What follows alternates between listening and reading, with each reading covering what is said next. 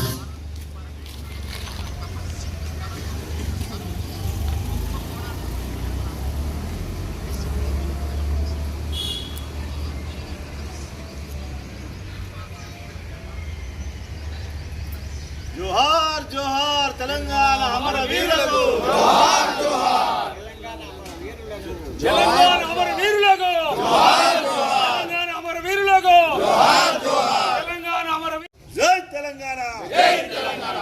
మీ అందరికీ ధన్యవాదాలు. Thank you so much. మన తెలంగాణ రాష్ట్రానికి 23 సంవత్సరాల ఆవిర్భావం అయింది. కేసీఆర్ సారు మన కోసం, మన తెలంగాణ కోసం ఎంత చేసిండు, ఏం చేసిండు అనడానికి మనం మొన్న వచ్చిన TV9 ఇంటర్వ్యూ చూస్తే what is KTR, what is KCR, what is Telangana మనందరికీ తెలుస్తుందండి. దయచేసి మీరు అందరూ ఎప్పుడైనా టైం ఉంటే యూట్యూబ్లో ఆ ఇంటర్వ్యూను అప్పుడో హాఫ్ అన్ అవర్ చూస్తే మనం తెలంగాణ కోసం పనిచేయాలన్నా, కేసీఆర్ కోసం పనిచేద్దాం మనకే తెలుస్తుంది. మనం అందరం అదే పార్టీలో ఉన్నాం కాబట్టి మనం అందరం స్వచ్ఛందంగా పనిచేస్తున్నాం. ఇంకా మోటివేషన్ మనం అవుతూ మన పక్క వాళ్ళని మోటివేషన్ చేయాలంటే మనం ఖచ్చితంగా TV9 ఇంటర్వ్యూను ఎప్పుడన్నా ఒకసారి టైం దొరికినప్పుడల్లా యూట్యూబ్లో క్లిక్ చేసి ఒక హాఫ్ అన్ అవర్ చూస్తే ఆటోమేటిక్గా మన జనానికి ఏం చెప్పాలి, పబ్లిక్ ఏం చెప్పాలి, కేసీఆర్ సార్ ఏం చేసిండు, ఏం చేయబోయిండు, అసలు నీళ్ళు ఎట్లా తీసుకొచ్చి ఇచ్చిండు, ఇలా తెలంగాణ మొత్తం ఇంటింటికి భారతదేశంలో లేని విధంగా ఎట్లా ఇవ్వగలిగిండు, ఇలా పవర్ జనరేటర్ 24 hours ఎట్లా చేయగలిగిండు, ఇలా వీళ్ళు టాపింగ్ అని చెప్తారు. టాపింగ్ అనే వ్యవస్థ ఎలా ఉంది, ఇంటెలిజెన్స్లో ఉంటుందా ఉండదా, ఇదంతా అజ్ఞానులైన ఈ కాంగ్రెస్ వాళ్ళకి తెలియక, పరిపాలన అంటే దక్షత లేక, చేసే సామర్థ్యం లేక మాట్లాడే తప్ప ఇంటెలిజెన్స్ అనేది ఖచ్చితంగా ఉంటుంది. ఆ ఇంటెలిజెన్స్లో టాపింగ్స్ అనేది వాళ్ళ ఉద్యోగ రీత్యా ఎవరిని చేయాలో వాళ్ళనే చేస్తారు తప్ప ఎవరు పడితే వాళ్ళు ట్యాప్ చేయరు. అది జరగని పని.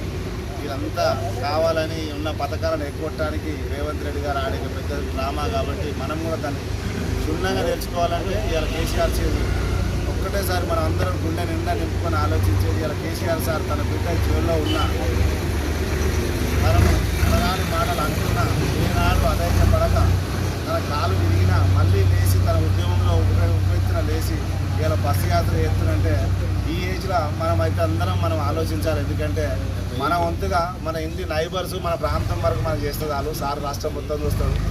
ఎవరికైనా మన బిడ్డనో మన కొడుకో కాస్త ఇబ్బంది పడితేనే తట్టుకోలేము. సొంత బిడ్డ అది ఏమీ లేకుండా జైల్లో పెట్టిన దానికి ఎంత బాధ ఉంటుంది. అయినా కూడా సారు జనం కోసం వచ్చి జనంలో తిరిగి జనమే నా బలం అంటూ ఇవాళ తెలంగాణ యావత్తు తిరగడం జరుగుతుంది బస్సు యాత్రలో.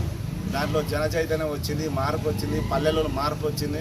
రేపు తెలంగాణ జెండా పార్లమెంట్లో రెపరెపలాడుతుంది. అది మాత్రం బాగా గుర్తుపెట్టుకొని మన మల్కాజిగిరిలో కూడా మనం ఖచ్చితంగా ఎగరవేయడానికి మనం వంతుగా పనిచేద్దాం. మన శాయశక్తిలో మన వార్డు వరకు మనం పనిచేద్దాం. మనం ఒకరు చెప్పుకోవడం వల్ల తెలుస్తుంది. ఎవరు నీరు కారొద్దు, నీరు ఇవ్వకపోవద్దు. త్వరలో రాబోయే ప్రభుత్వం మనదే, మనమే అధికారంలో ఉంటాం. ఈ ప్రభుత్వాలను నిలిచేటి కాదు. ఇవన్నీ డ్రామాలు. ఈ డ్రామాలకు భయపడి ఎవరు భయపడలేదు.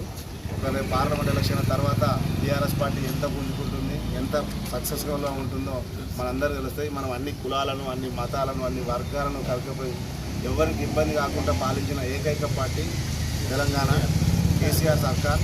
ఇవాళ కులాలతో కొంతమంది విడగొడుతున్నారు, మతాలతో కొంతమంది విడగొడుతున్నారు, ప్రాంతాలతో కొంతమంది విడగొడుతూ ఇవాళ అందరి మధ్యన చుచ్చు పెడుతూ ఎవరికి అన్నం దొరికిన పరిస్థితి. రైతు అన్నం రామచంద్ర అంటుండు, ఇటు ఉద్యోగులు ఇబ్బందులు పడుతున్నారు.